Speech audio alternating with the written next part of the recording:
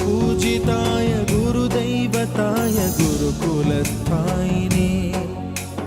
गुरुविक्रमाय गुह्यप्रवराय गुरवे गुणगुरवे गुरुदैत्यकलक्षेत्रे गुरुधर्मसदाराध्याय